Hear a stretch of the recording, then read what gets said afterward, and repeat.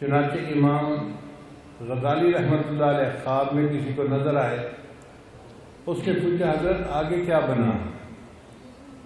فرمانے لگے کہ اللہ نے بخشش کر دی۔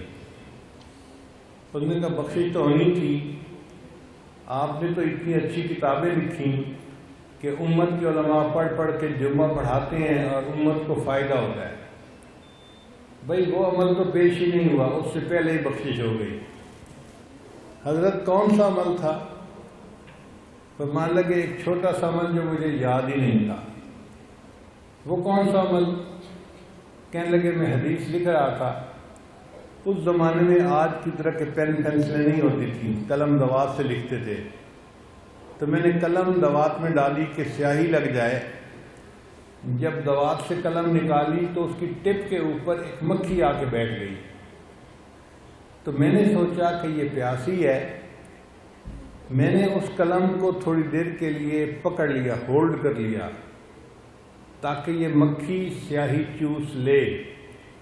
وہ جو ایک سیکنڈ میں نے اپنی قلم کو پکڑے رکھا، اللہ کو یہ عمل پسند آ گیا، میرے بندے تو نے مکھی کی پیاس کا خیال رکھا، اس کے بدلے میں نے تیرے سب گناہوں کو معاف کر دیا۔ ایک چھوٹے سے عمل پر اللہ نے مغفرت فرما دی۔ چنانچہ زبیدہ خاتون ایک نیک خاتون گزری ہے، ملکہ تھی وقت کی، وفات کے بعد کسی کو خواب میں نظر آئی، اس نے پوچھا کہ ملکہ آگے کیا بنا؟ کہنے لگی اللہ نے بخشش کر دی۔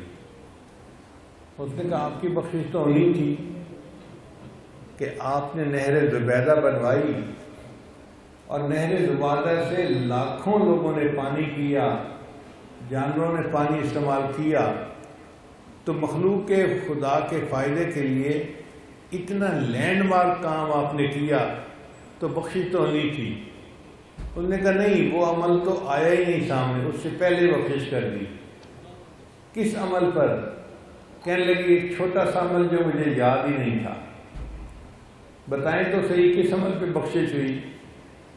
کہنے لگی کہ میں بھوک لگی ہوئی تھی، دسترخوان پہ کھانا کھا رہی تھی اور عورتوں کے ساتھ، میں نے لقمہ سالن میں ڈالا تاکہ لقمہ اپنے منہ میں ڈال سکوں۔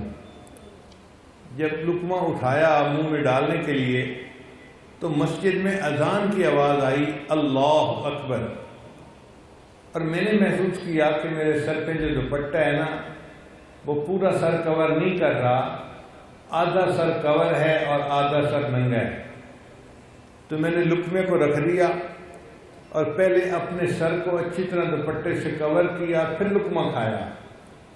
اللہ کو یہ بات پسند آ گئی، میری بندی تو نے میرے نام کے ادب کی خاطر بھی تھوڑی دیر لقمہ کھانے میں دیر کر دی، میں اس پر تیرے سب گناہوں کو معاف کر دوں۔ چھوٹے چھوٹے اعمال،